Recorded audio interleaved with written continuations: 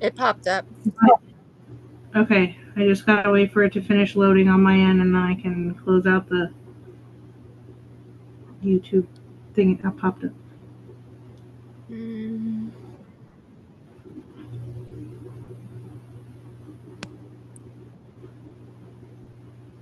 All right. Well, we got more. There's Sarah. Okay, so there's probably going to be more that are coming through as Nicole. Yes, absolutely. This is being recorded live on YouTube right now, and it's unlisted. And then after the meeting, we will I'll send out replays so that everybody can see this again. If they missed anything, they can go back. They can jot down questions or whatnot. We have a announcement to make towards the end, so bear with us.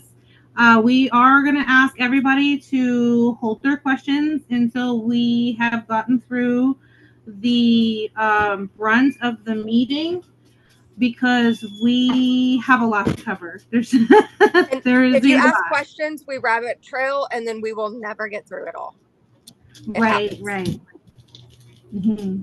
So it's not that we don't want you to ask questions. We just want you to hold on to those questions.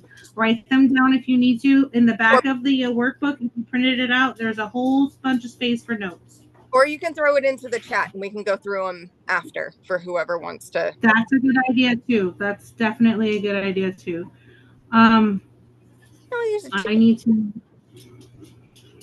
I really wish I could add you as like a, how do I do that? Can I add you as a co-host or something? Yeah. What do you need to add me for? So that if we're in the middle of something, like maybe Shannon or something, so that we can have somebody adding people who come in late, and so we don't have to stop talking. Does that make sense? Gotcha. Okay, no, I can only move the host to another person. I can't add a second co-host. Frustrating. Okay. I think it'll be all right. We'll be fine. All right. But if we don't get going, we're going to be here all night. It'll be another Ron situation, and we'll be here 2 hours later going, hey. Okay. So I'm gonna do my screen share, and I don't know how I'm supposed to include people and then do the screen share at the same time. I was hoping that we would get this done. Chrome tab. Let's try that one. I'm gonna do this one. Share. Okay, so I won't be able to see anything if someone else wants to come in. That's the problem. Are you able to do that? I have to flip back and forth, and then you're going to be seeing. It doesn't give me the option to let anybody in. Okay, so then that's going to be an issue. Is there a way that you can screen share? I don't know. The presentation, because I know. Bear with us, guys. We needed to get this done before 7, but at the same time, like, we had a whole bunch of crazy happen to us. My breaker tried to kill itself. Okay. Presentation.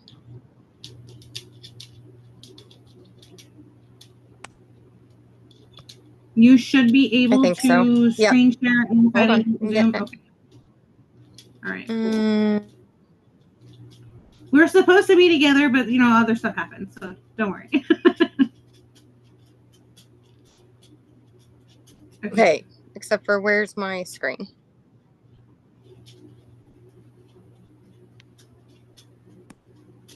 Can you see it? Awesome.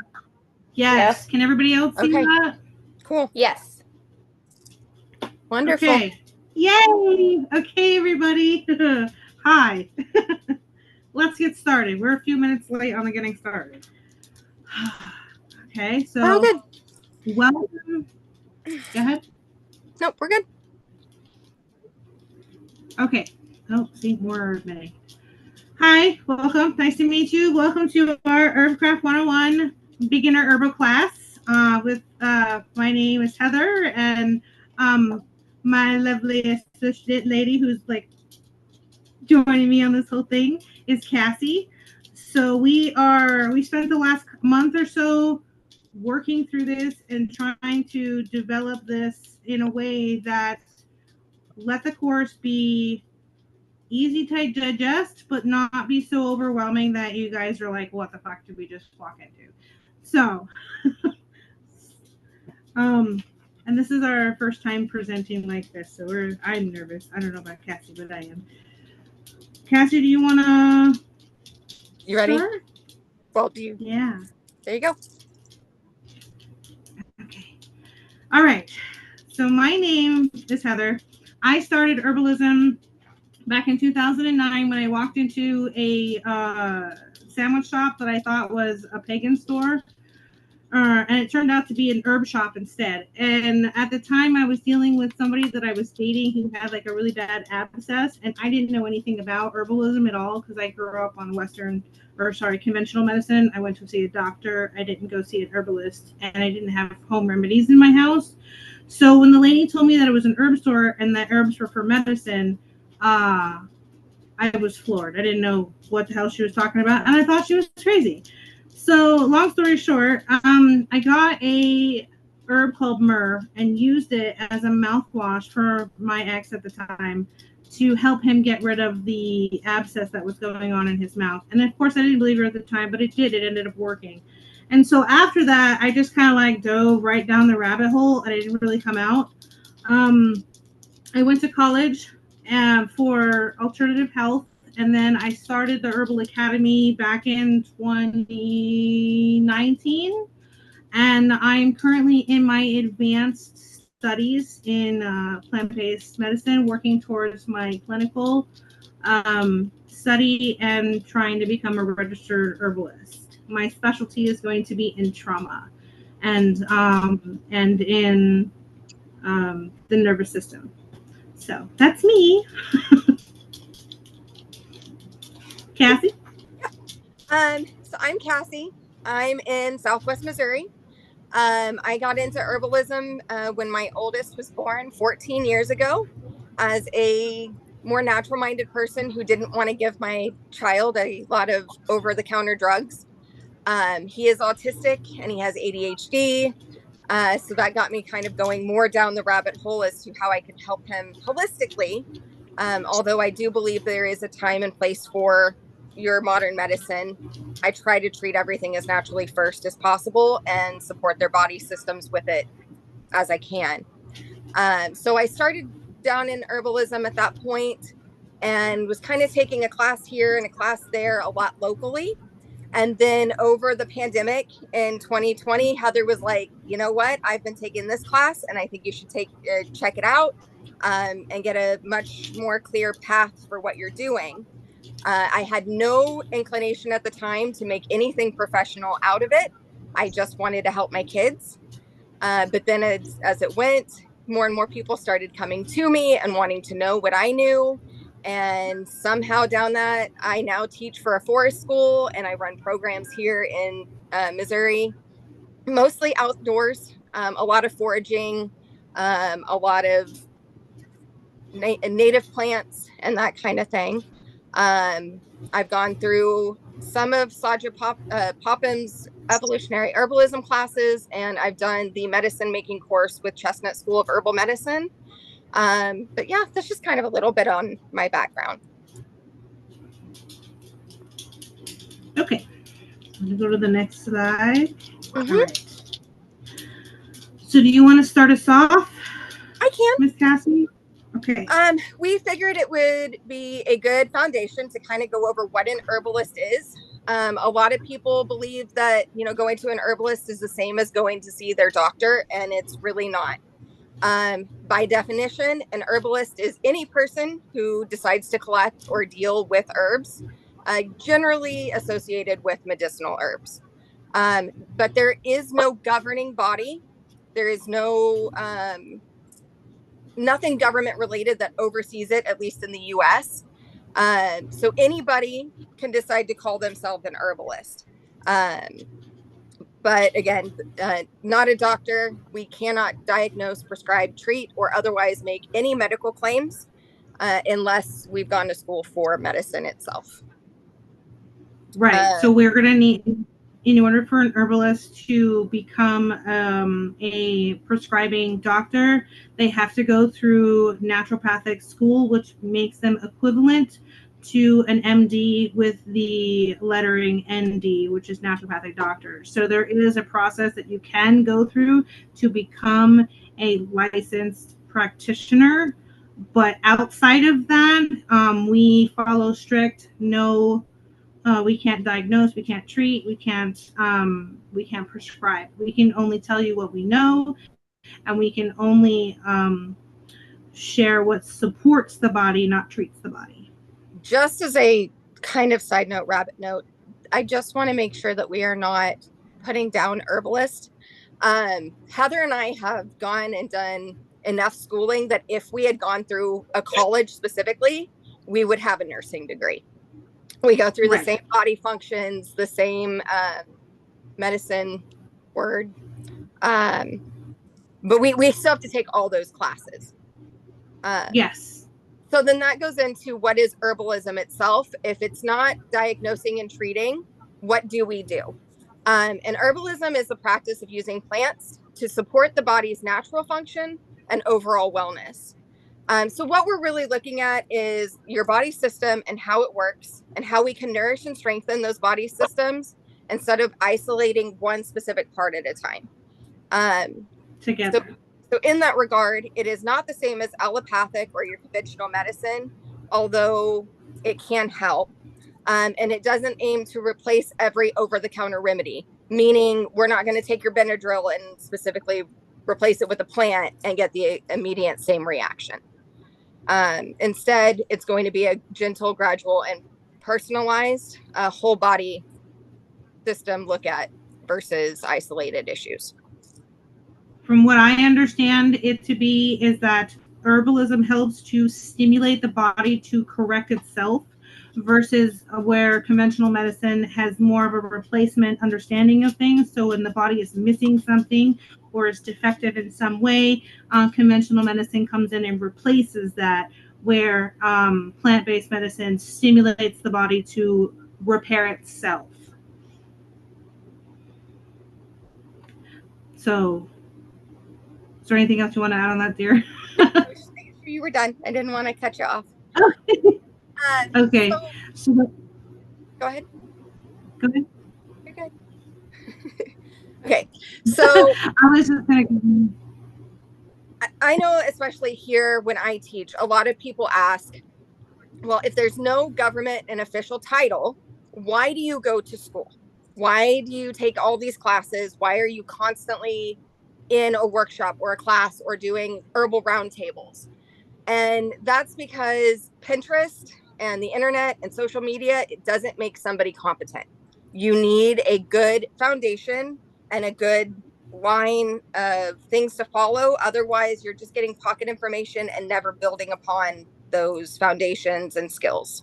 Um, so this says in an unregulated field like herbalism, self-regulation through thorough training is the most responsible way to ensure your safety and the integrity of the practice.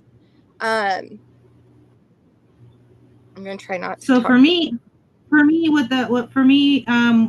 think about it this way. So if you were to meet some dude on the side of the road, okay, and you wanted to learn something about something, for instance, you're trying to apply something to your body, and some guy off the side of the road says, "Oh, you should use this." The reality is that without understanding how that plant works, without understanding how the body works with that plant, you can actually hurt yourself. So let me give you an example. My daughter is immune deficient. She doesn't have immune suppression. She has immune deficiency, which means part of her immune system doesn't work correctly. It's still there, but it doesn't work correctly. So basically, there are certain herbs out there. People will tell you, like, oh, if you get sick, use elderberry. Elderberry is immune. Stimulant. It's an immune stimulant, and it builds up the immune system. Echinacea does that as well. And so if your body can't do something right and you add something to it that doesn't work, it's going to make the issue worse. So you don't just like take um, whatever anybody says without knowing. Herbalism works inside of the body, and the body has certain kinds of functions. And most of our pharmaceuticals also come with attachments to plant-based sources. So it's really something you kind of have to know both sides of. It's not just, oh, I'll use this willy-nilly. Do you want to go over that slide since that's basically what you're Oh, touching on?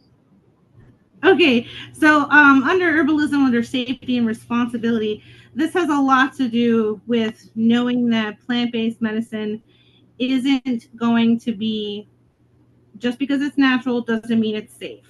There's a million plants on this planet. There's a ton.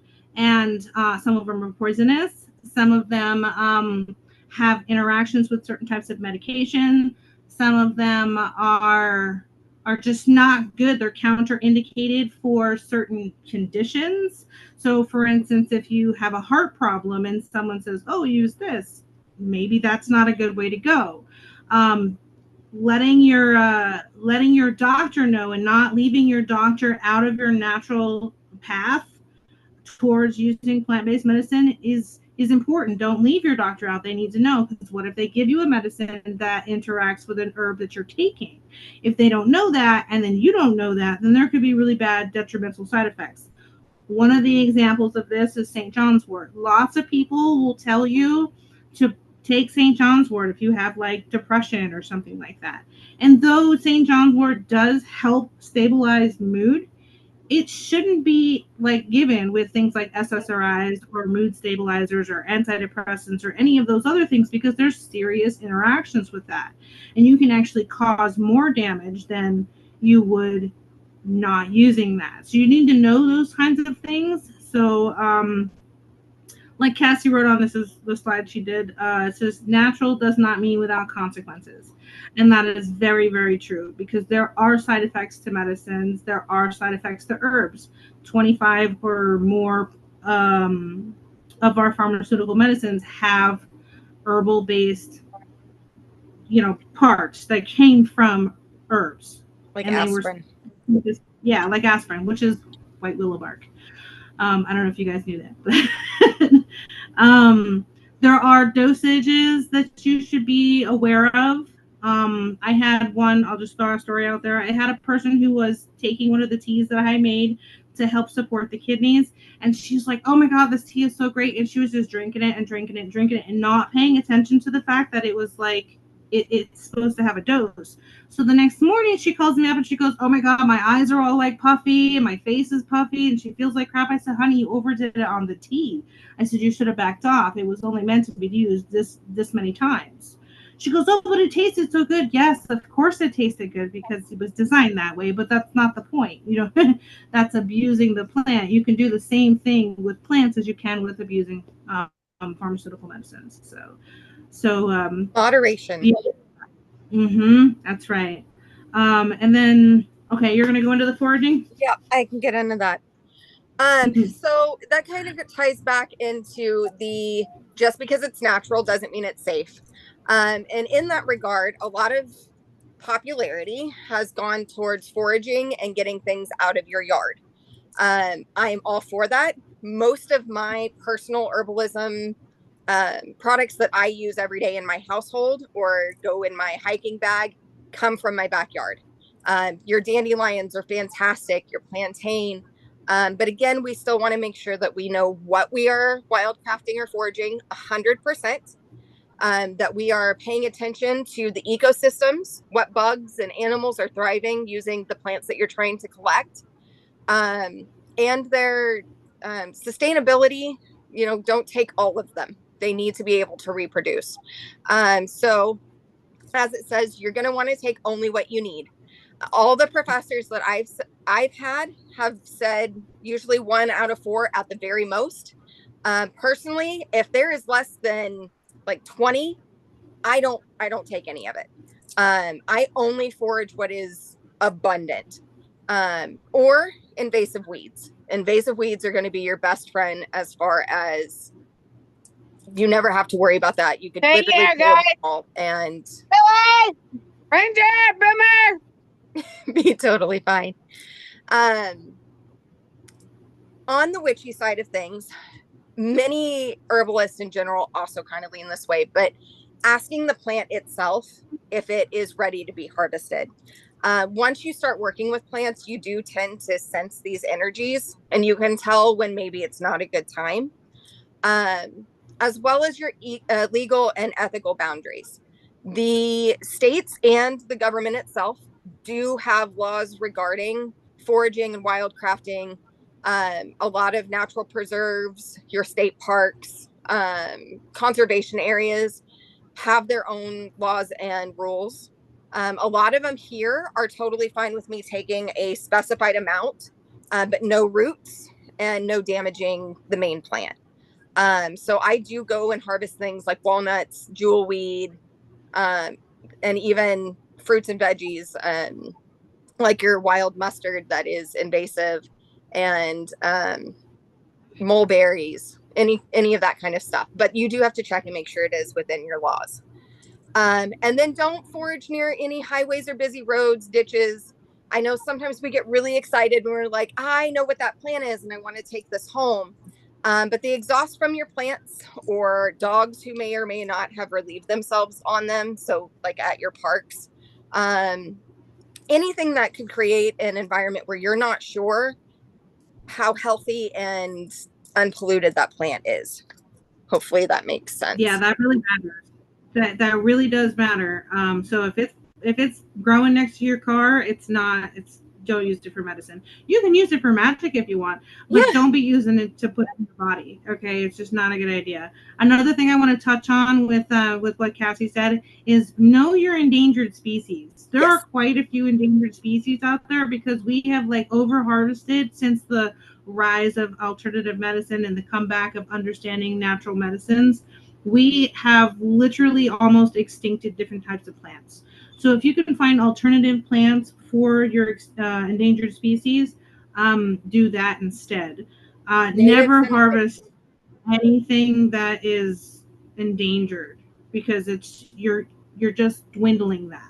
Try and get the seeds from that elsewhere. A good place to get seeds, if you want to write this down, is strictly medicinal seeds.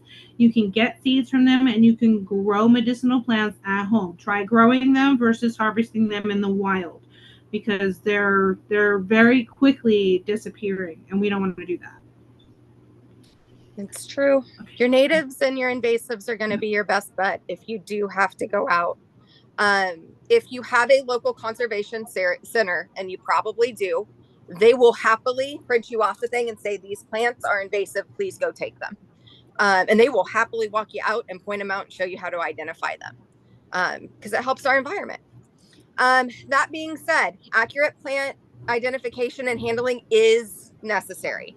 And this is not just meaning I can identify a dandelion, absolutely 100%, but it's knowing that once I harvest 20 dandelions, do I know what I'm going to do with it, the correct ways to make whatever I'm going to make with it, and any other information I may need to make sure that I don't misuse it. Um, there is nothing worse than spending a full day going out and foraging to come home to realize that you didn't collect it the way that you should have, or you didn't pay attention close enough that there were bugs or something that had infested one single plant, and now your whole basket is infested with something, and then not being able to Mm-hmm. use any of it. Uh, that being said, I scientific names are necessary. There are many species where somebody will say, um, I harvest this, and I can't think of one off the top of my head. But it's there's only, one there's dandelion has a look-alike. they do have lookalikes. I was trying to find one that has a common name for like three different ones. Um, but that's fine. Scientific names are going to be the way that you have the one specific plant and not a lookalike, and something that I call a dandelion isn't going to be called something else somewhere else. Um, if that makes sense. Just make sure that you're looking at your scientific names. Mm-hmm. Botany is a basic if you are going to go foraging. Again, because of the lookalikes. And then many plants have both safe and toxic parts. One of the best examples of that would be like your elderberry. And on top of that, the berries are only usable if you harvest correctly and you process correctly. Everything, but the whole plant itself, elderberry, the whole plant itself, the bark, the leaves, the flowers, the berries are all toxic unless you handle them correctly. Okay. You want to take it for a second? My mouth is dry. I'm going to get some water. Sure. Before we get into this slide, have a good foraging book. There are lots of them out there. Oh. I recently found one that was really cool. It's in my thing over there, so I'm not going to grab it right this second. But there are lots of different foraging books out there. What you want to look for is books that have pictures that show you the different parts of the plant, that have detailed information like that, and can help you thoroughly identify. Google is not always your best friend. Okay, keep in mind that Google is not always your best friend. Check foraging websites and research the research. Okay. Resources. Right. A minimum Have resources. Just know that your books are going to be targeted to the different areas where you live. So like I live in the Midwest, so that means that my foraging book needs to cover plants in my area. So keep that in mind when you guys are in your area to find out where you are, to know what kind of plants are in your area.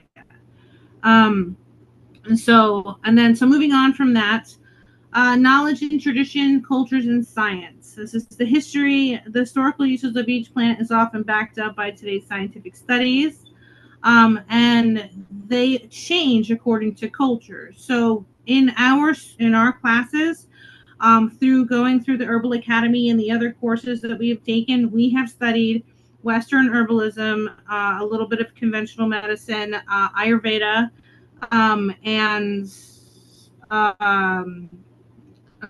traditional Chinese medicine. Yeah. And some indigenous. And yes, and a little bit, not as much as we did with the Ayurveda and the Chinese medicine. But that means that they each use herbs differently. Each culture has a different way that it's named.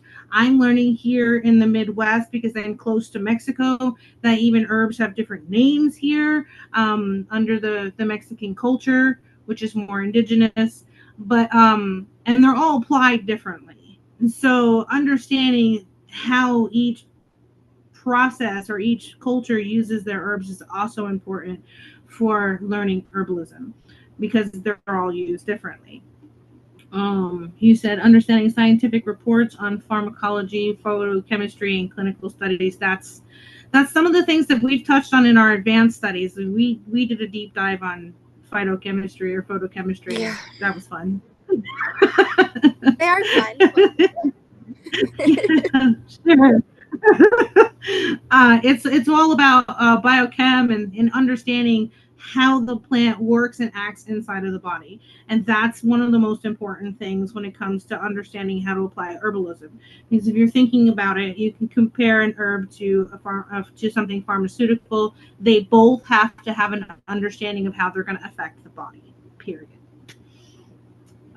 Okay, so effective communication with professionals and other herbalists. This is where we get into talking to your doctor and talking to your herbalist. Okay, they're gonna help me with this one, Cassie. So you need to have a basis to understanding. When you talk to a person who has studied herbalism in a professional capacity, they're going to ask you all kinds of questions. You're going to come in, there's going to be like a whole intake form. It's not much different from going to a doctor's office. You have to fill out all of that information. The doctor's going to ask you all kinds of questions, ask you what's going on, and to try to help them understand what's going on. The difference between an herbalist and a regular doctor is that the doctor is trying to isolate the issue, and the herbalist is going to come at you with everything. So you're going to walk into their office and they're going to ask you like what you ate Tuesday, like and that kind of stuff. So they're going to want to know about your exercising. They're going to want to know about the things you do every day, the stress level you're under, including how your body's feeling. They're going to want to know all of it, because herbalists look at things from a whole perspective or a complementary perspective versus a isolated perspective like a doctor does. Including Also, your home life and your lifestyles. Yeah. yeah. So, also, herbalists, the ones that practice professionally, are in collaboration with actual doctors. Like, they really are. A lot of, and one of our requirements through the American Herbalist Guild is that we have a list of professional doctors that we work with, so that we can bounce ideas back and forth. Because remember, we can't diagnose or treat, we have to pass that on to the doctor. So we actually have to work with them. And when I was in college studying complementary and alternative medicine, the reality is that we're supposed to shake hands. Currently, the system's a little broken. Okay, it's a little broken, but we're supposed to shake hands so that we're not working against each other in any way, shape, or form. Cassie noted on this slide that the FDA and other government bodies don't oversee everything. Like, the herbalism is not FDA approved. It's just not. Okay, plants are not regulated because, to be honest with you, it's really fucking expensive to regulate everything. Well, So they and focus most of. Go ahead. one of the other reasons, though, is because plants differ in their levels of constituents. And so that's really hard to oversee, because they would have to make sure that it all has the same buildup in every single pill, in every single tincture, and it's just too much. Right, and then with pharmaceutical medicine, it's easier to do because they have to record everything.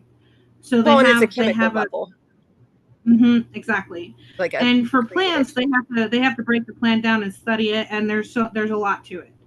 Um, so so keep that in mind. Another reason why we go to school is for credibility. Obviously, you don't want someone who just like found herbalism one day on the internet. They learned from TikTok and was like, "Oh my god!" And then they're automatically suggesting to you that you use X, Y, and Z.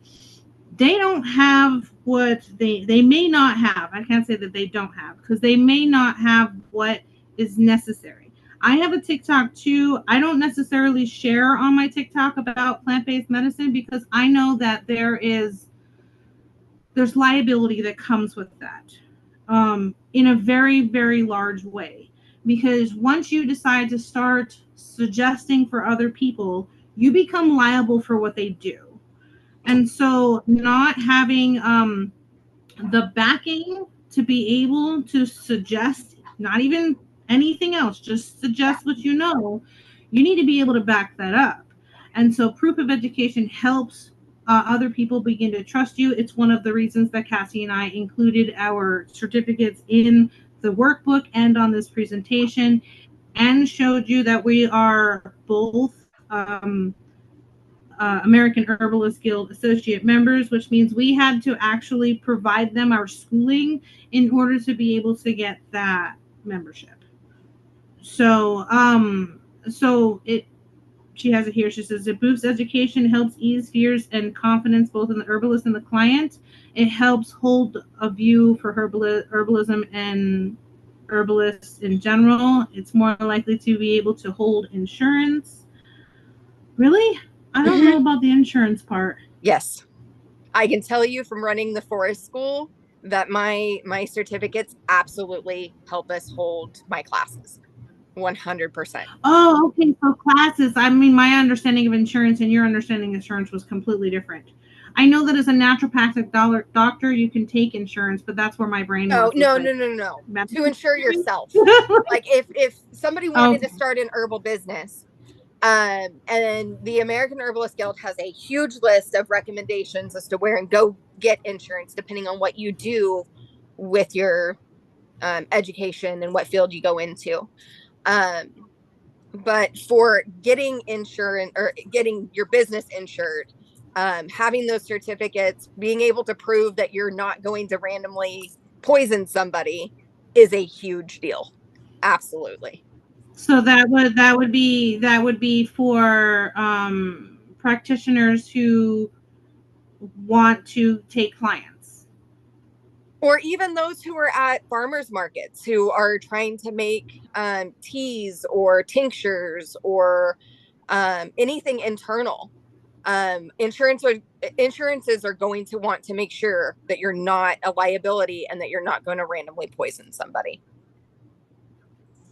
I think there's a little bit of gray area on that still, because I ran a business and I have insurance on my business, and they didn't ask me, probing questions on that. So I think there's some gray area on that, but we were definitely a little bit on two different topics. Sorry about that, guys. You're all good. And then the last bullet point was All right. for me. But having that credibility does increase your interest level for outside communities. So being requested to come and teach a class or a workshop or partake in other community events like springtime at the gardens or, things like that.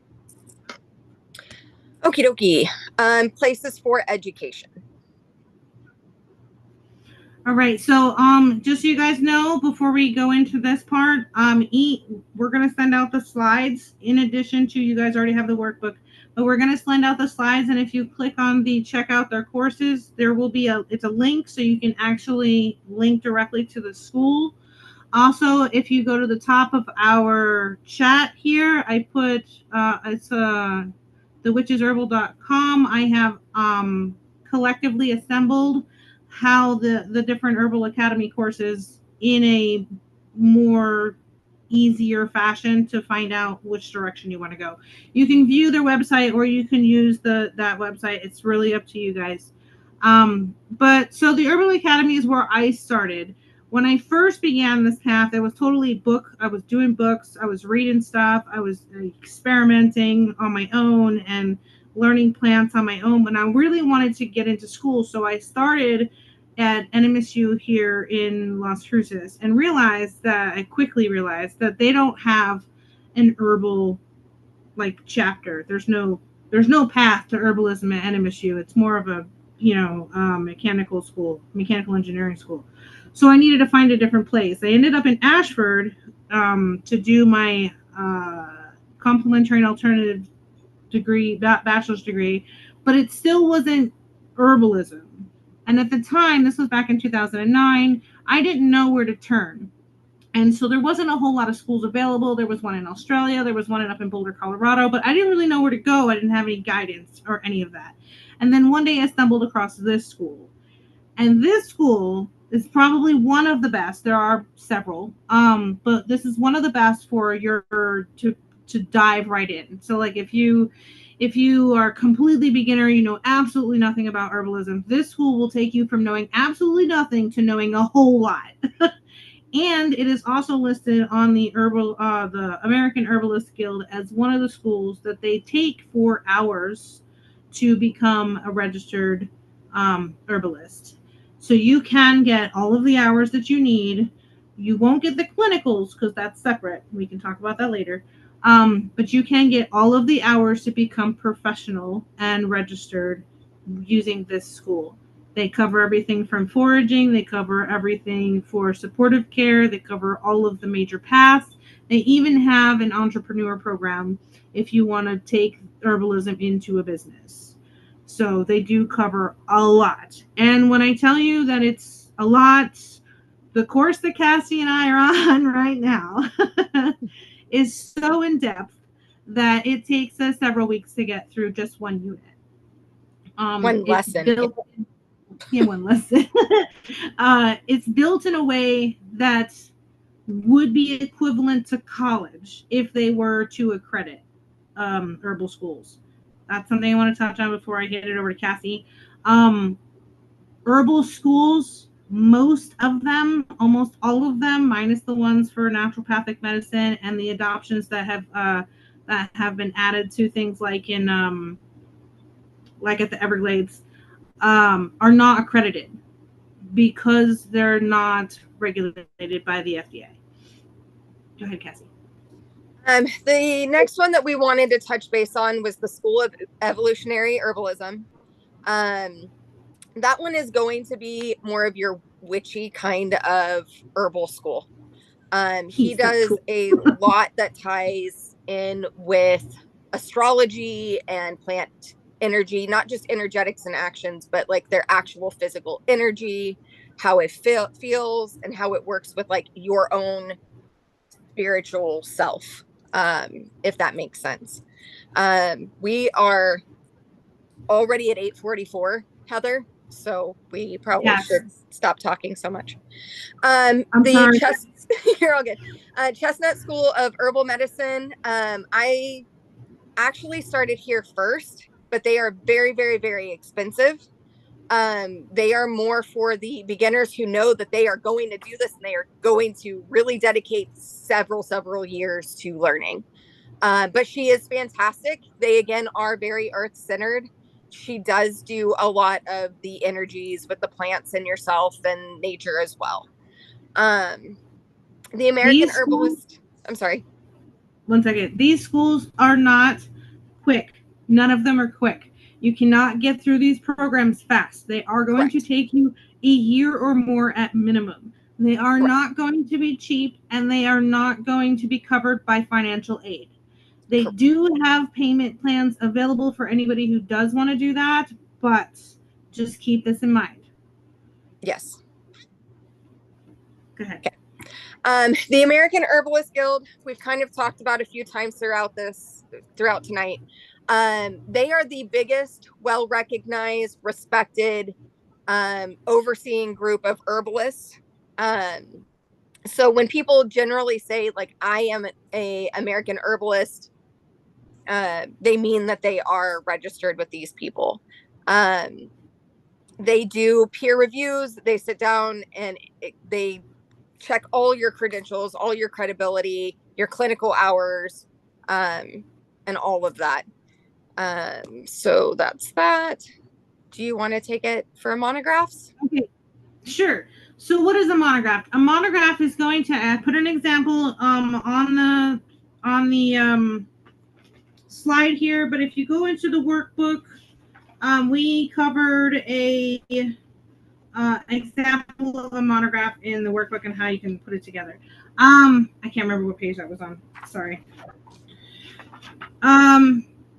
So monographs are a collection of information on a plant. So basically, what you're doing is you are studying the plant and putting what you learned about it in one space. Monographs, if you want to flip over to the next slide, Cassie. Yep. Gotcha. Monographs have different parts in them. They usually show a picture of the plant itself in different parts. You can draw it as well. They have the scientific name, the common name. They have all the actions of the plant or what the plant does in the body. They have the energetics of the plant or how the plant addresses the tissue states. They have identifying characteristics. They talk about where the plant is found, where it grows, what type of plant it is, how you can use the plant. There's going to be contraindications in there. There's going to be warnings. There's going to be cautions. There's any other safety information. And then oftentimes you'll find recommended doses for each and every single one of the plants that you study. And in the notebook or in the workbook, what we did was we included an area where we showed you how to break down the monograph itself and add to it. And then we left several examples of blank ones so that you guys can print them out at your own leisure and then fill them out yourself so you can keep a track record. Most herbalists go through this. Me and Cassie in school right now through the advanced course, we have to make 12 of them ourselves. Extensive. Make sure you add your research to them as well and where you found your information to keep your stuff all in one place. But it's really like building your own book of plants. Okay. Herb terminology. That's another fun one. Okay, so when you become an herbalist, here's the deal. You're going to run into words that you just don't understand. Okay, you're going to find yourself in a dictionary going, what is this? if you are going to take this path, I recommend getting the Stedman's book of terms, medical terms, because it will help you quite a bit. But they're going to be unfamiliar to you. They're not going to be easy. So we're going to go over, I think, what, 6 of them today. Just a Okay, few, but so I would go a little bit quickly. just a few. Okay. I'm trying to get through this. I know. Okay, so alternatives are herbs that are going to move things in your body. The term means that it gradually restores the proper function and cleanses or builds the blood and lymph in the body. So, and then I put a couple of examples there, but we won't go over the examples. Analgesics are going to be herbs that are going to be pain relieving in nature. So they're going to address pain and help support that by reducing that. Antimicrobial herbs are going to be herbs that attack microbes in the body, bacteria, and those types of things. And they help the body, get rid of them. Astringents are going to be herbs that bring tissue states together or make things smaller. So if you have a cut on your body and it's oozing and you use an astringent herb on it like yarrow, it brings together the tissue states and stops the bleeding, for instance. Nervine herbs are going to be herbs that are herbs that support the nervous system and calm the body down. They come in various different degrees, but they do address the nervous system, both the central nervous system and the nervous system in your stomach. Anti-inflammatory herbs are going to be anything that reduces inflammation in the body. So that could be anything from topical inflammation from a cut or a bruise to inflammation inside of the body. So they reduce heat, they reduce swelling, they reduce all kinds of different inflammation. Adaptogens are herbs that help you adapt to stressors outside of your body, the external stressors. And it helps your body regulate things like cortisol and lower the stress response in your body so that you can become more resistant to external stressors. Expectorants are going to be herbs that expel things from the lungs particularly. They're going to remove or loosen anything stuck and get it out of the system through coughing and sneezing, blowing your nose, all that fun stuff. Demucilant herbs are going to be herbs that are moistening to the body. They bring back and soothe irritated tissues. So like, for instance, if you have a sore throat and you use things like licorice root, that helps soothe the soreness in your throat and brings back some of that moisture so that it helps to soothe that sore throat.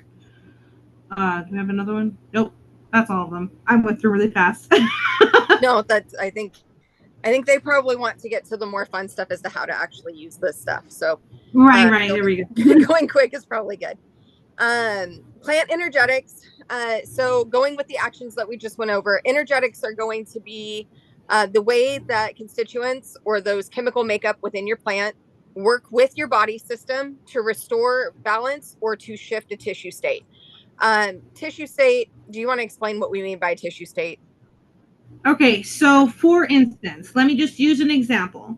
If you, and it's perfect for this one, if your throat is sore, okay, your tissue is dry and hot, okay? So what that means is that it's scratchy, it's hot, you can tell and you can feel it. It's not normal, it's not soothing or anything like that. So the tissue state depends on what's happening in the body. And it could either be excessively dry or you're feeling really dry or dehydrated. You're feeling really hot or like you have a fever or your throat is inflamed. If you're really cold, your body, shivers. And then if you're moist, your body is excess, like your nose is running, kind of those kind of tissue states. I don't know if this is helping you guys understand that, but those are generally how tissue states work. It's like, what is the tissue associated with your problem doing? Right. Basically. Right. Okay, so we're looking at the energetics, just kind of what does the plant do to that tissue state? So does it warm or help produce like a heat, circulate your or stimulate your circulation, activate your sluggish systems, raise internal temperature, stagnation, or low vitality. Vitality. Yeah. Cooling. So these are the ones that are like they are cooling. They're going to calm an overactive system, reduce your inflammation or irritation, or bring down excess internal heat or excitation. Moistening. These are going to add water. Um, Mm-hmm. so internal hydration, soothing your dry tissues, or lubricating the body. Drying, again, they absorb excess fluid. So if your nose is like running nonstop, these are what you're using. They tighten overly relaxed tissues, address dampness, mucus, fluid, and stagnation in the body. So then we go into your plant monographs. Okay. So basically, we're going to talk just a little bit about these plants. So calendula is an anti-inflammatory plant. It is used. I like to use it particularly topically because it's fantastic for the skin, especially in wound healing, as it has the ability to regenerate cell growth, like it stimulates cell growth. So in wounds, it's really helpful for bringing healing to the skin by speeding up the recovery of or the healing of the wound. It also works internally as well. It's been used often in the lymphatic system and in the to support the digestive system. Its herbal action, or its what did I put on here? Yeah, it's warming and drying. So it helps circulate things in the body, and it also brings that overly moist tissue state back into balance by adding a little bit of drying to it. We did put the warnings and stuff, but I don't know if we want to go through every single part of it. Do you want to do the next one? I can. So lavender is another good popular herb. Most people use it for more of the like aromatherapy. So we already know it is a calming nervine. Um, so it's used for your anxiety and your restlessness, but it is also antimicrobial and soothing for burns, cuts, and skin irritation. It can be used in teas, oils, baths, and aromatherapy. I add it with the calendula in a lot of my healing salves because Mm-hmm. it not only is it good for your healing, but normally my kids are crying and they're worked up and they've skinned their knee, and the aromatherapy aspect that goes along with it helps immensely. And Mm-hmm. then the herb energy is that it is cooling and drying. Um, Okay. Want me to do the next one? I don't care. Sure, go. Okay. You go ahead and click over to the next one for me. I did. Is it not showing? It's Mullen. It's not showing. OMG. I don't see it. Sorry. Oh, there we go. Okay, so mullein is an expectorant.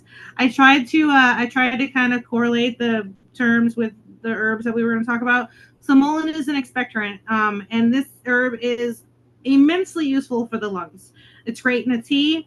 It's also great for your ears. I use it if I have clogged ears, like if babies have little like ear infections or something. It helps to really soothe the pain associated with that. I also noticed that when I put it in both of my ears on a cotton swab, it actually drains my sinuses, which is fabulous. So it is an expectorant for the upper respiratory system. It is cooling and moistening, so it's not very drying at all. Um, it does have little hairs in it, so if you are going to use it in like an oil, you need to make sure that you strain the oil extra well because some of those hairs can be kind of irritating. Its primary use is for the respiratory health. It helps to soothe or clear up mucus, soothe dry coughs, and ease bronchial or lung irritation. It's also got a little bit of mild anti-inflammatory aspects to it, and it supports the movement in the lymphatic system. Okay. All right. You want to go to the next one? Sure, I did. Is it not showing up again? No, it just doesn't show up on my end. Okay, well, Sorry. tell me if it shows up and I'll go. The next one that we have on here is marshmallow. Um, again, looking back at like old time marshmallows, it's rich in its mucilage, which is basically this thin, slimy coating that you get when you put it in water. So it is used to coat and soothe dry tissues like your throat, your lungs, your stomach, and your urinary tract. And it is especially helpful for dry coughs, reflux, and inflammation, common in teas and syrups. It is also, if we're going kind of in a different direction, if you're having some loose tummy issues, it is a very gentle bulking herb. So when you come to kids and stuff, I like to throw out those gentle that taste good, and your demulcents taste good because they're sugary, naturally. Sweet. Yeah. So, um, did it ever show up on your side? Is it now showing peppermint? No, I think I've got some lag going on my end. Let's see. Peppermint is has got some analgesic qualities to it. And peppermint is a cooling herb, and it is really good for digestion and also headaches. I absolutely love it for headaches. Can you see if we can move it over to? Is it showing? I see marshmallow now, but I don't see the peppermint. No, like I clicked through it. It's peppermint is up on my screen. Can you see if they can see it? Because if I click over it, it's going to mess up mine. You want to see if everybody else is seeing what I'm seeing or what they see? We can see peppermint. You can see peppermint. Okay. Yes. Thanks, Shannon. All right. Awesome. Give me just a second. I'm just gonna pull it up on my side. You okay if I keep going while you figure that out? Go right ahead, dear. Go right ahead. Herbal extraction. So this is where we get into the fun parts of actually using these plants to make things. So in herbal extraction are going to be our methods used to draw out those beneficial properties using a solvent. So these are anything from your teas, your tinctures, your oils, your vinegars. All of those are a solvent that are going to pull out specific parts of your plants. So like water is going to be good if you're going for your vitamins or a gentle nourishment. Alcohol pulls out your deeper constituents. And oils tend to be used for external use and for skin soothing support. We could get into exactly what constituents, but that would kind of just go right over heads, I think.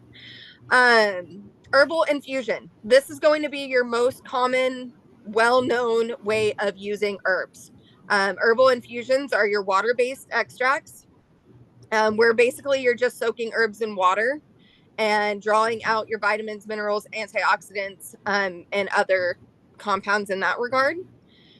This method is what most people think of when they hear the term herbal tea, though infusions can be much stronger and more intentional than a simple cup of tea. So the longer you leave something to steep, the more concentrated, more bitter, more intense that cup of tea is going to be. Why would we use water as a solvent? Water is gentle and safe and effective. It's ideal for working with leaves, flowers, soft roots, and aromatic herbs. And infusions are especially helpful if you're needing the nourishment and the hydration. They are also just a much easier way of taking an herb. It's a lot easier for a lot of people to find an herb and make a tea out of it than to say to get an herb and make a tincture. Right. Okay. So, you want me to take over the steeping and the decoctions? Yep. Okay. So, you guys should still be able to see me. So, steeping herbs. This is where you actually use the plants, like the flowers and the leaves and some barks. It just depends on the herb itself, because not all plants steep well. Some of them need to be boiled in order to extract the constituents out of the plants, where others can be just steeped.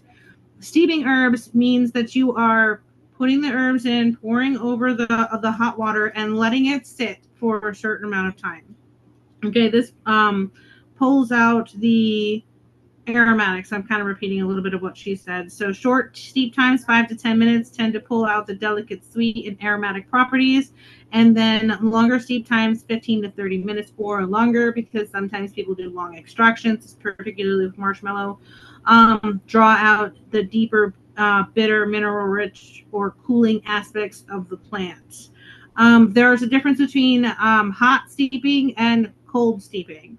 So with things like marshmallow, it's actually easier to use a cold extraction because it better pulls out what's the water soluble parts of the plant without damaging any of the constituents that are in the plant.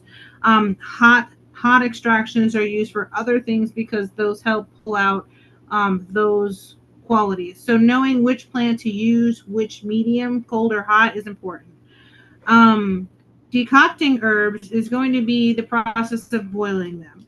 This is an herbal preparation made by simmering the tougher parts of plants. That's going to be your roots. That's going to be some of your more harder barks, your seeds, and your berries.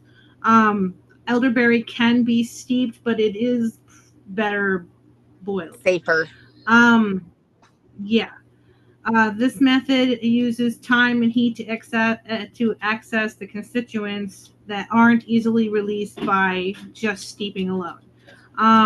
So you can also do this with resins. You're not going to get everything out of a resin because there's a lot of essential oils and other things and alkaloids and stuff in a resin that can't come out in a boiling, but some resins can be boiled. Myrrh is one of those. Simmering times usually last between 5 and 15 minutes. Some are longer depending on the plant. Some are shorter. It really just depends on what you're working with. This process helps break down the cell walls of the plant to give you what the plant has to offer. Then we'll go into blending infusions. I wanted to touch on this a little bit. It's kind of an extra that I put in here. But when we're making herbal infusions, there's a couple things to keep in mind. Not all herbal tea mixes or blends are going to have only plants that are leafy and flowery. Some of them have hard parts like barks and berries, right? So when you're working with these things, the best way to do this is to boil your plant matter that needs to be boiled, like any of the barks, the berries, the roots, any of those things. You boil that part first. And then once you remove it from the heat, you add your flowery parts or your leafy parts to it and steep it for however long you want to for that time, depending on what you're getting out of the plant. And then you strain the combination together to get a more well-rounded and more effective herbal tea blend, if that makes any sense. So I put in the directions there. Do you want to touch on tinctures or do you want me to do it? It doesn't matter. I can. Okay. Okay, so sorry, go ahead. You're good. Go for it. Okay, so herbal tinctures are going to be made using alcohol as a solvent.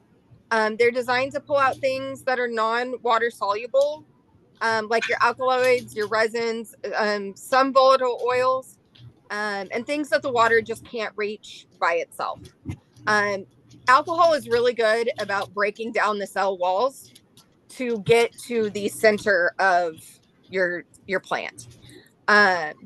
So why should you make them? This gives you control over the quality and the sourcing of the materials, as well as the ability to customize your own blends if you need to. And you just get a deeper connection with those plants that you work with hands-on. Tinctures do have a longer shelf life.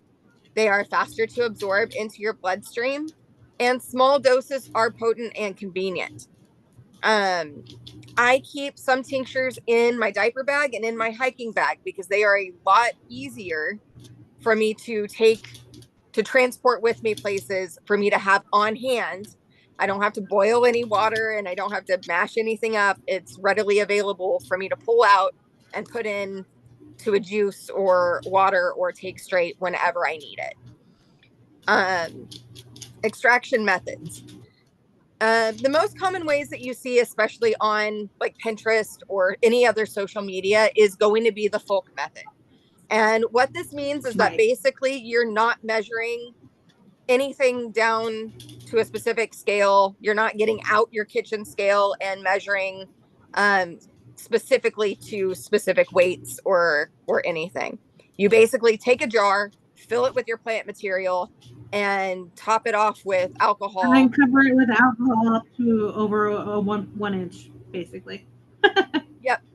You want to make sure that all that plant material, regardless if it is fresh or dried, it has to stay under that alcohol line. If it stays under the alcohol line, then you're not going to get any bacteria or microbes or anything. But anything that's stuck up over it, if it dries out or it gets any kind of moisture, you run a risk of messing up your whole thing. Okay. Yeah, and then there's oxidation. Yeah, and Also, oxidation another thing we too. should note. Right. Another thing we should note before we move past this one is that when you're making herbal tinctures, especially using the folk method, you're going to end up seeing the herbs separate over time. So you're going to see things fall to the bottom that don't necessarily look like what you put in there. That's totally normal. Especially if they have any like polysaccharides or anything solid to extract, or things that become solid once they get extracted. Mm-hmm. Right. So I'll cover herbal oils. So herbal oils are herbs that are extracted in oils. So these are going to pull out the fat soluble aspects or constituents of the plant and that go into the oil. And there's a couple of different methods that are used in this type of extraction. We have your traditional storage method where you put herbs in a jar, cover it with oil, cap it off, and leave it for like 6 to 8 weeks. Shake it, and then you strain out your herb, and all of a sudden you have an herbal extracted oil. You can also do this with heat, although it is a little bit more difficult because it takes about 4 to 8 hours to make an herbal oil with heat. You run the risk of burning it if you're not careful. Crock-pot method works the best in this aspect as long as you have a very low setting. It takes a long period of time. My favorite method is going to be using the intermediary method, which involves using a little bit of alcohol and oil together to make the herbal extraction, and in my opinion works the best. But it is a process where only the fat soluble stuff comes out of the plant and goes into the oil. Keep in mind, if you're going to make oils, and using fresh plant matter is going to create moisture in your oils, and water and oil do not mix, and they create mold, and they create bacteria, and they create other not so great things. So you really don't want to contaminate it. I would recommend using only dry herbs in this process. If you are going to use fresh herbs, make sure that they're completely wilted. In other words, they're not super fresh, they're at least half dried. And then you're going to have to refrigerate those oils after you extract them, period. There's no two ways about it, because it's going to have some sort of moisture in there. Keep in mind that oils have a shelf life of approximately a year, depending on the oil you use. If you use an oil that is unrefined, it has a shorter lifespan than a refined oil does. Generally, unrefined oils have a 6-month lifespan, and refined oils can have anywhere from a 1 to 2 year lifespan, depending on the oil. Do your research before you decide to pick an oil. Also, keep in mind, if you're using castor oil to extract herbs in your castor oil, you're going to want to blend that castor oil with another type of oil, because castor oil is thick as shit. It is not the greatest meat for pulling out constituents. It's great for getting it into the body, but not so much pulling it from the plant. So blend it with another oil. So that's oils. The next one is our announcement. Yay! So we wrapped up this little herb class. So our announcement is this. We have collectively come up with an herbalist roundtable. So we have come to the point where in our studies, we are looking for, mentors and stuff like that, and other herbalists that we connect with. And through the American Herbalist Guild, we can find them, except most herbalists out there charge a good amount of money to catch a mentor. So we decided that Cassie has a local roundtable in her area, that we were going to make a virtual or herbal roundtable where people can come in and bring their questions, connect with case studies, learn more, expand their education, basically a support system once a month where we're going to get everybody together on Zoom here and just have a herbalist hash out. You know what I mean? So that we can build our our herbalist environment and create that support system for other herbalists who are interested in learning more about plants, need somebody to talk to, want somebody to learn from, or need a place to ask questions. We'll be doing this once a month. Our first one is on June 22nd. It's going to be live on Zoom. And Cassie has made us our first assignment for what we're going to cover. Do you want to cover what we're going to do for our first one? Yeah, I have to find it again. Okay, so part of our reason for making this workbook that went over everything that we put in the presentation is we don't want you guys to just leave us. We want to talk plants, and we want to talk plants all the time. So we figured the best way to get you guys to get your feet wet and to start playing with some of this stuff is to give you the workbook that has some of our basic recipes in it, all of the information on how to make teas and infusions and decoctions and salves and oils are in here. But it also has this nice little, I'm going to go back over because I don't think you guys can see me. Can you? Oh, yeah, you're going to close all the I am going to go ahead and do that because I'd like to come back. I didn't realize until halfway through that you guys probably couldn't see me at all. I can see you. Okay, so there is this nice little getting to know a plant section in here. And it'll just walk you through how to sit with a plant, get to know it, learn about it on a much more personal level, both looking at a plant and also internally if you want to take it as a tea, that kind of stuff. So Heather's showing that page again, and then there are a couple pages after that page that'll walk you through exactly how to do it. Yeah. So you got the plant single exercise, and it's got one, two, like 2 pages, and then a getting to know a plant. So I think, so you want us to fill this out and bring it with us on June 22nd? Yes. Did we decide, were we going to recommend any or just let them go for it? I would say if you guys want to pick an herb that you like, okay, I would start with one that's familiar to you first because it's easier to work with. So, because sometimes, like I said, there are herbs out there that people might like to use. Like I love arnica, but I can't make a tea with it because it's poisonous. So right. So you know what I mean. So pick an herb. Go ahead. Sorry.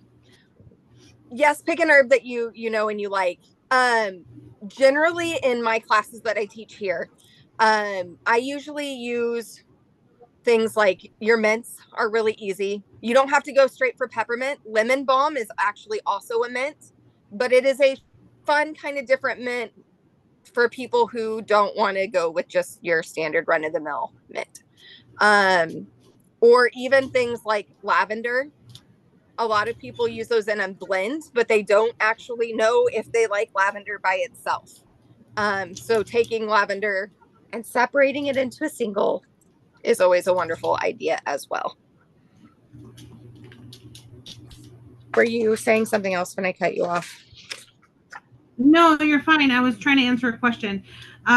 Okay, so do we want to answer some questions that are in the thing right now? We probably do because we told them an hour and a half and we have 10 minutes.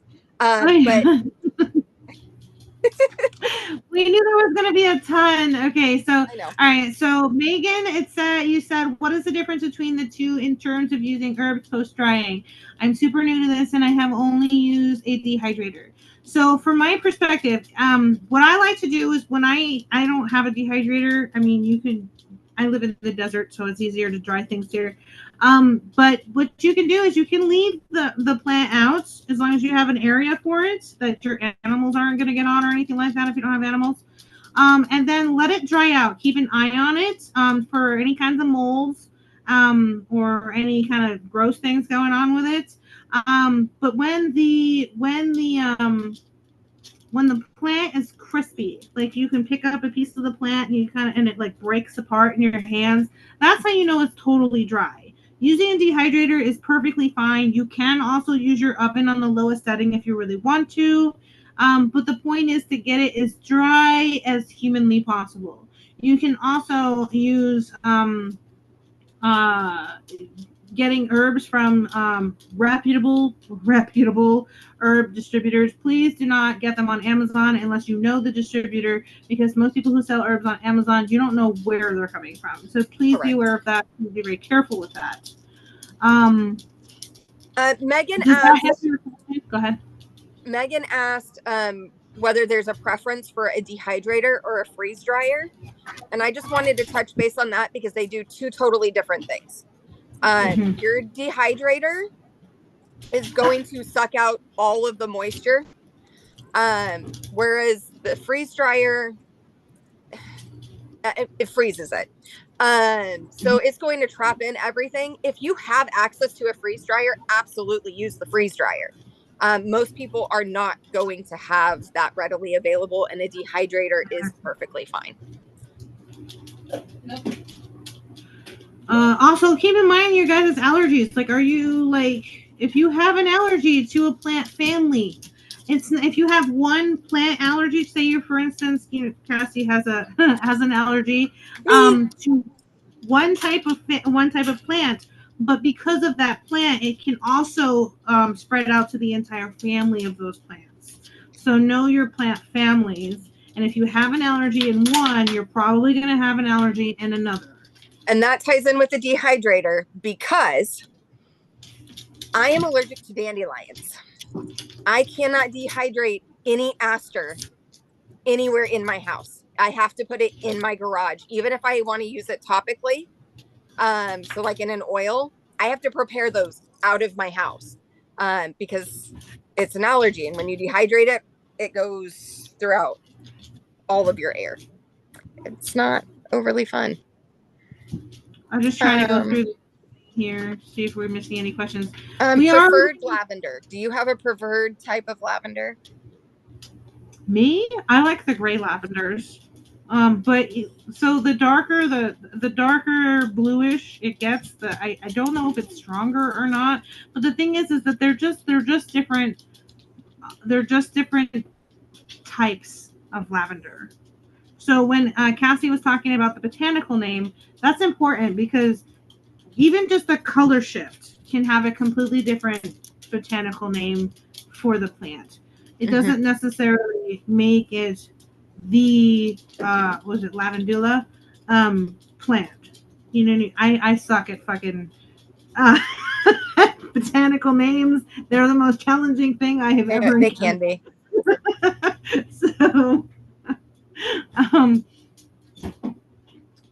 So she's got English and French and Spanish lavender. They vary in colors from white to pink to blue.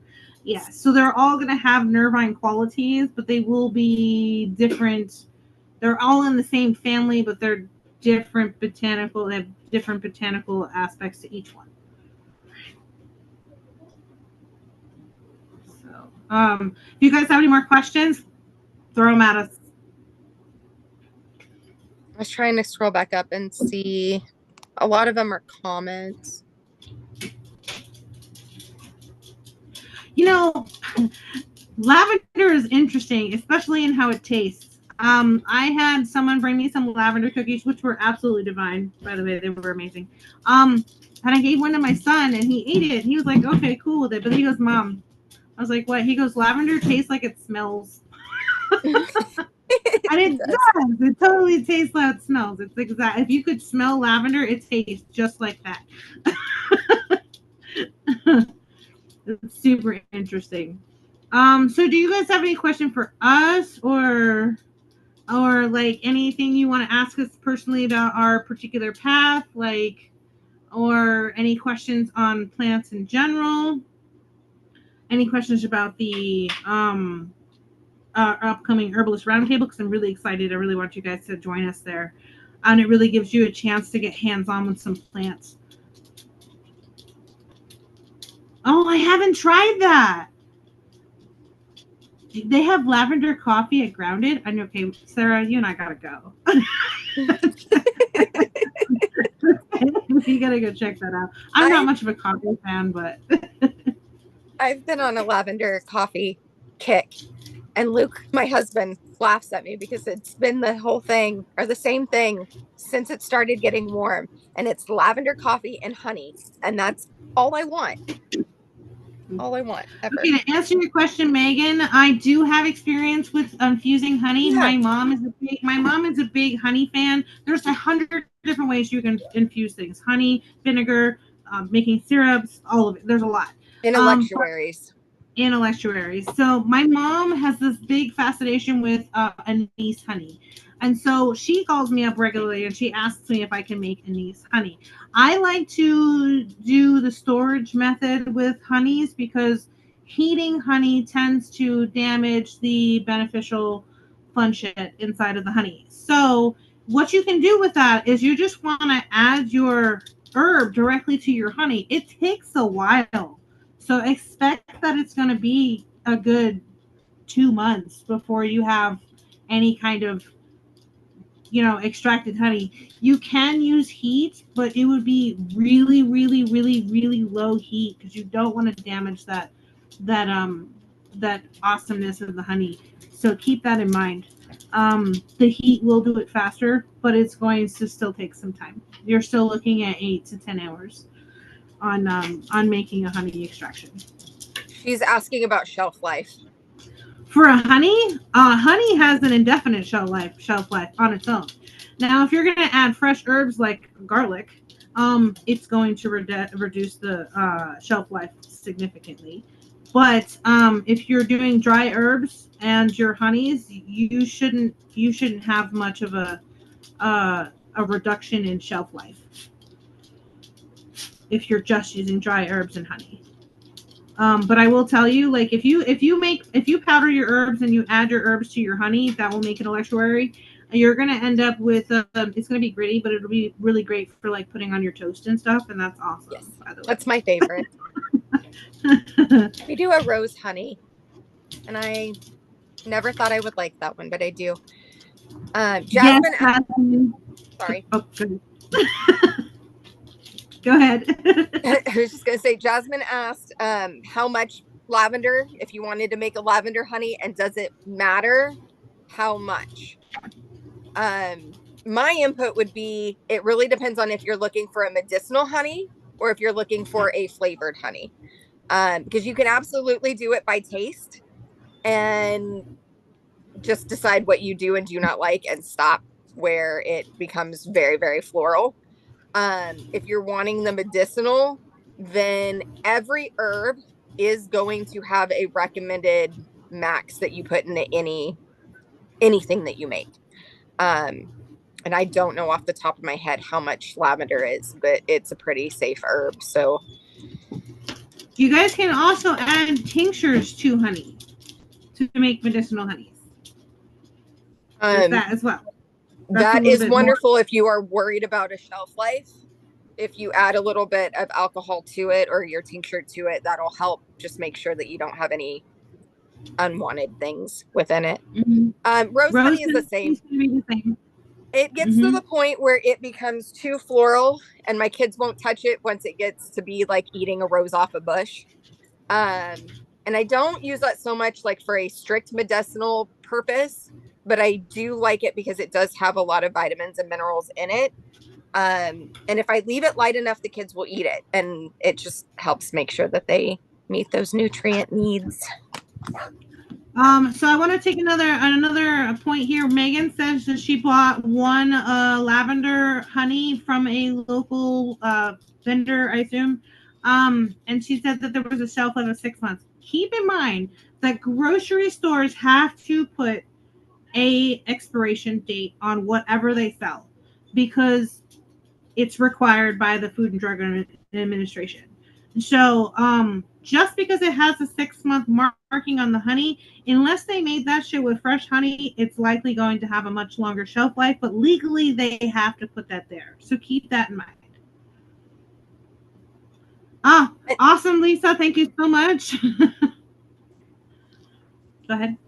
I was just going to say, generally with those guidelines for putting those expiration dates on there, each kind of food is going to have like a baseline.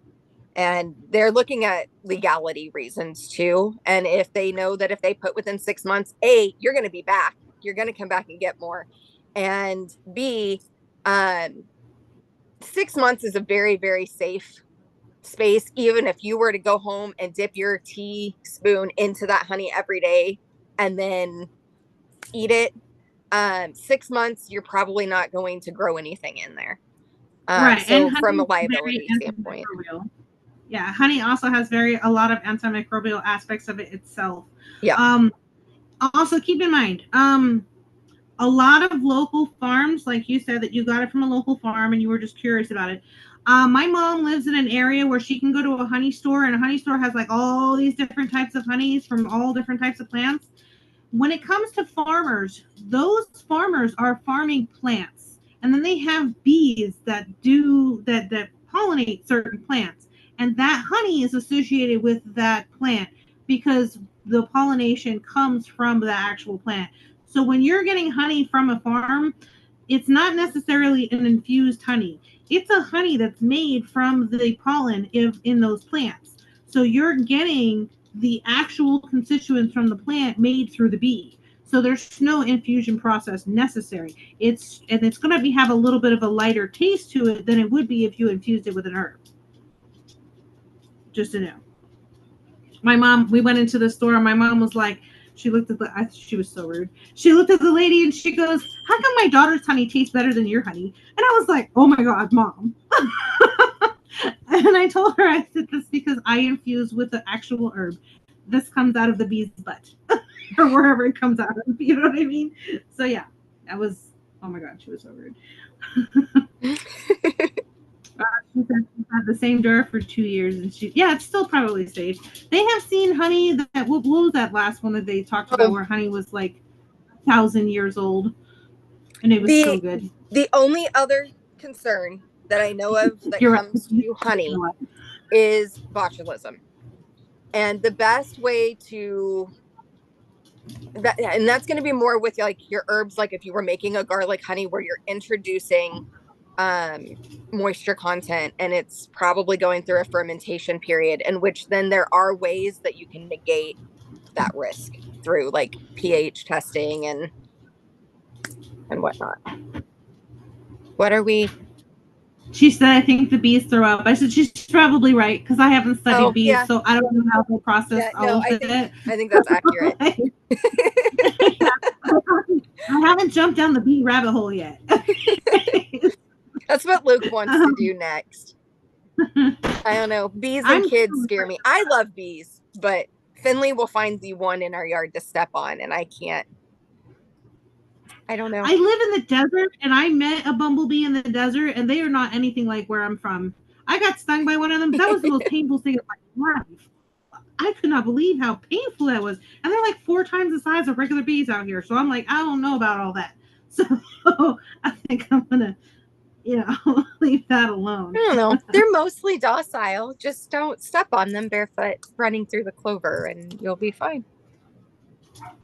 So when the bees infuse it or when you infuse it?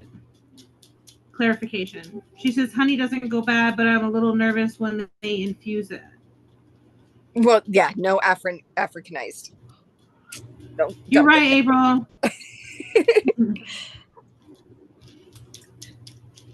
Oh yeah, we don't want Africanized colonies either. That would be terrifying. Carpenter bees actually don't sting unless you get the females when they're building new nests. I do know that. It was in the wintertime, and I'm pretty sure it was a bumblebee because it died right after. It had the same markings as the bumblebee, and I believe it was one of the males because I do know a little bit about bees as far as like the males get kicked out in the wintertime because they're essentially drones. I happened to fly by it somewhere. Like I said, I didn't jump down the rabbit hole. But yeah, I'm pretty sure it was a bumblebee, but it was fucking painful.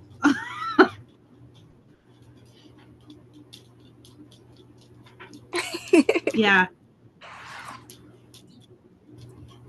quit looking like a flower and they'll leave you alone. Oh, it was behind my curtain. I moved my hand around the curtain and it was right there and I grabbed it. It was totally my fault. So, it was totally my fault. I totally did that to myself. I didn't know it was there. I would have left it alone if I would have known. But it is what it is. Yeah, I'll do a better job of not looking like a flower. So, does anybody have any questions about the workbook? I wanted to, me and Cassie designed it so that it was more of a hands-on. So, like, if you guys, want to get into herbalism, you guys can like begin by reading through that and applying some of your thoughts. And it's okay, we get off topic all the time. I also included an area in there for when you approach your doctor. When we talked about the doctor visit, so there's a doctor checklist in there. There is understanding how to like pay attention to your body, because a lot of us have a lot of problems trying to focus on what's actually going on.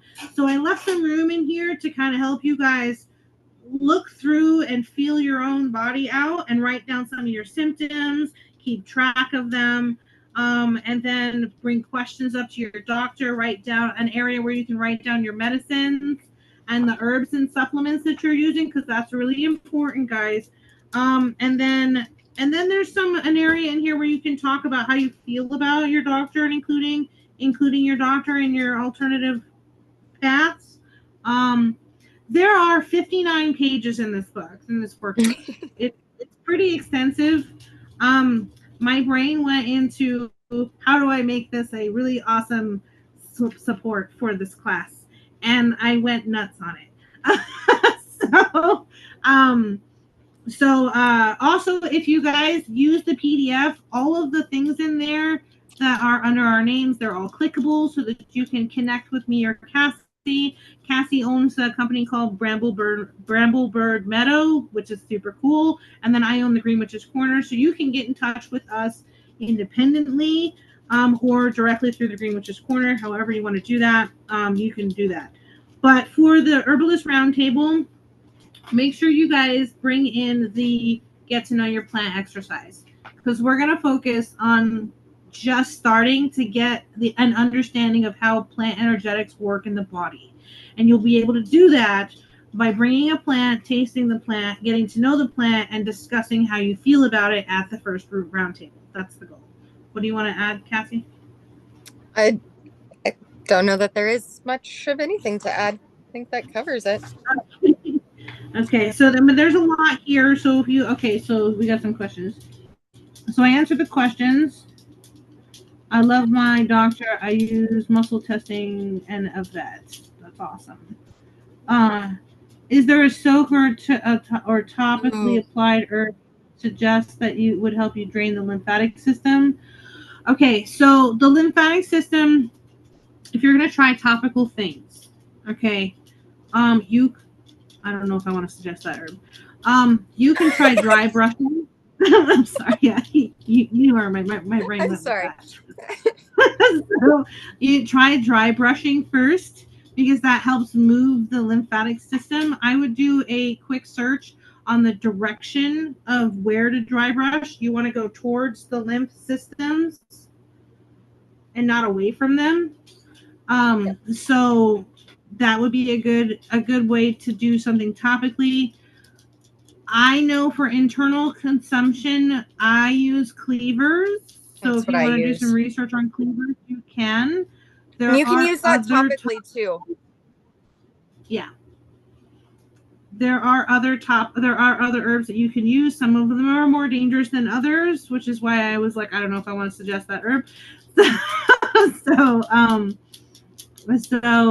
But cleavers is more safe. Calendula is also lymphatic supportive as well, but not necessarily as moving as cleavers. Alternative herbs. Right, alternative herbs move things in the body too, so you can look into different alternative herbs.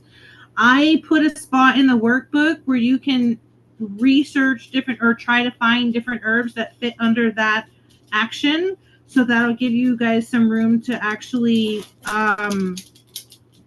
to actually do some research and categorize your herbs. So I hope that helps. What time? I got a new class starting. It won't be out until 9:30. Our class, the class, sorry, the round table is going to meet on the third Sunday of every month at 7 p.m. It Mountain will be Standard Time. approximately an hour. Yeah, Mountain Standard Time.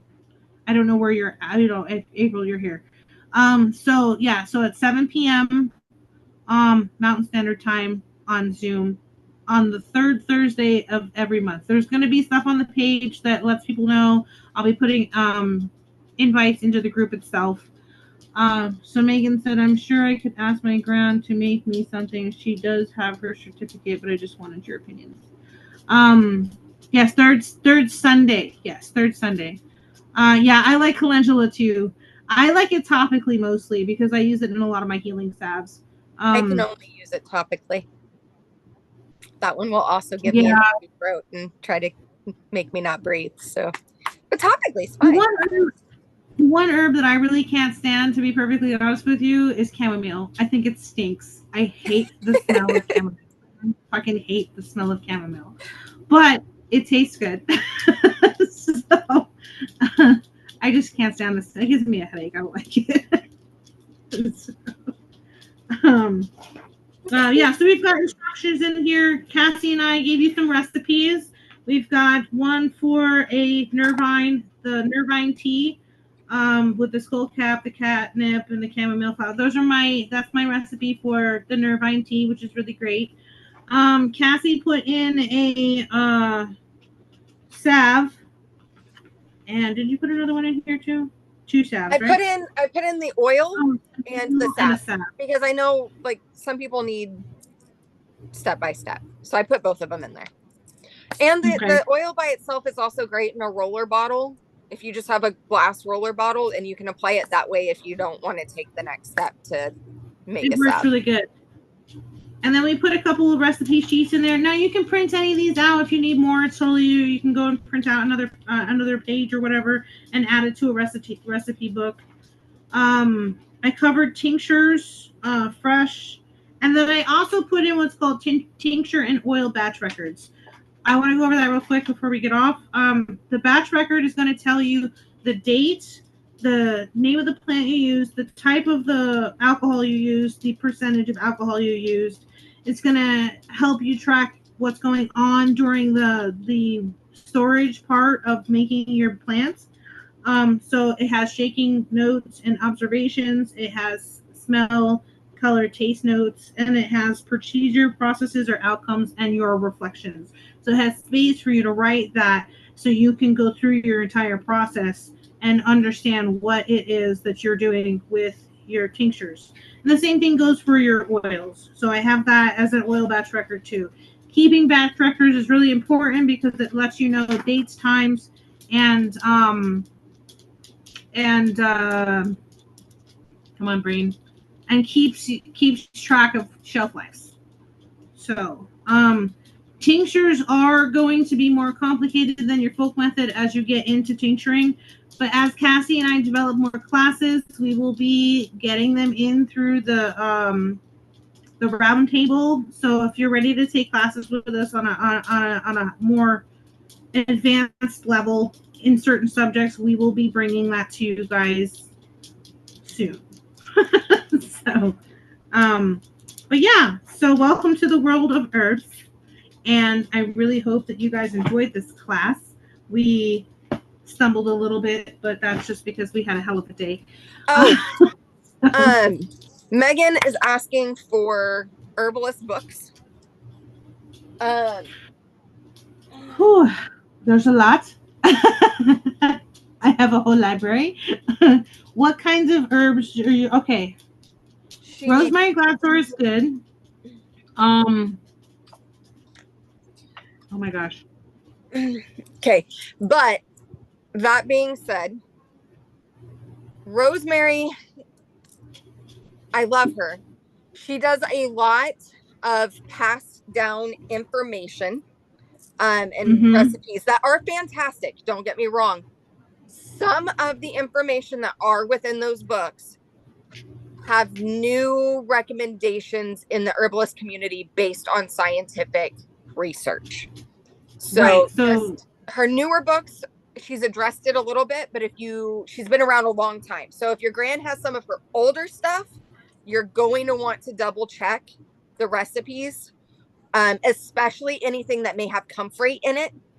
And there's like two other ones that I can't think of right now, but just depending on when the copyright is on your book, you might just double check that she hasn't done an updated version of it. any kind of book that's going to be foraging in nature is going to be good. I have what's called an herbal, a PDF. It's called a physician's desk reference for herbal medicines. So this has things like clinical trials and I'm gonna go all grab kinds of deep information.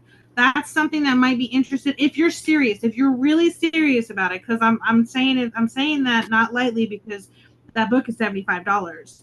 It's not a cheap book, but it is a very large resource. The Stedman's book of for medical terminology is going to be really helpful too, because as you go deeper into herbalism, you're also running along the same path as people who study medicine. So you're going to run in overlapping terms that are going to confuse you and mess you up a little. So that book is really helpful to have. Body and Balance is really good. I can't remember the name of the girl who wrote it, but right Body and Balance is a good book. Yes, that one. Body and Balance is a good book. Anything by Michael Moore, good author and herbalist. You want to look for herb books that are written by herbalists, not by AI. Yes, Okay. AI has become a huge issue lately.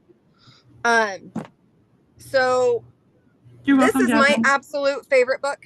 It may be backward on your screen, but this is the Modern Modern Herbal. Herbalist Dispensary. Yeah. And this one goes over all the intro stuff. And we'll walk you through how to do it. But then in the back half, it goes plant by plant and really dives into the dosages and the ratios when you're making things, and all the information that you would need readily available. This one stays in my kitchen because that's where I make most of my stuff. Matthew Wood, anything Matthew Wood is really good. He has a series. I don't know if it's 3 or 4 books now, but they dive into different parts of herbalism, and they are fantastic. I went and grabbed a couple. Most of them are in my other room, but Rondell's Herbal Encyclopedia is good as well. Southwest Foraging is another really good one. That's for foraging. And for April, anybody who's really interested in medicines for their pets for herbalism, this is really good. This is a very, very good book to have. It's got a lot of resources, and it even covers the protocols for how to prepare your herbs for your animals. So this is a good resource as well. It's one of the ones I use religiously. Is probably why my dog is Jesus. So, but there are a lot of them. There are a ton of them out there. Just check to see if they're by actual herbalists. So, do we have any more questions before we wrap it up, or are we good? Cassie almost made it all the way through. I'm sorry. I have 4 kids, and I told them I would be off at 9:30, and so Thorin figured he could just come in and say hi. Yeah, my daughter tried to do that. Okay, so I don't see any more questions. I really appreciate you guys. If you can take a few minutes and leave us a review, that would be absolutely fantastic. I'm going to be sending out a invite to the Herbalist Roundtable for the 22nd. If you guys want to come, please join us. We really want to build this up and provide a support system for all those people out there who are new, want to learn, and have a desire to connect with the community. You guys have a wonderful, wonderful day or night because it's nighttime. Okay, guys, you guys have a wonderful time. Take care. I appreciate you guys.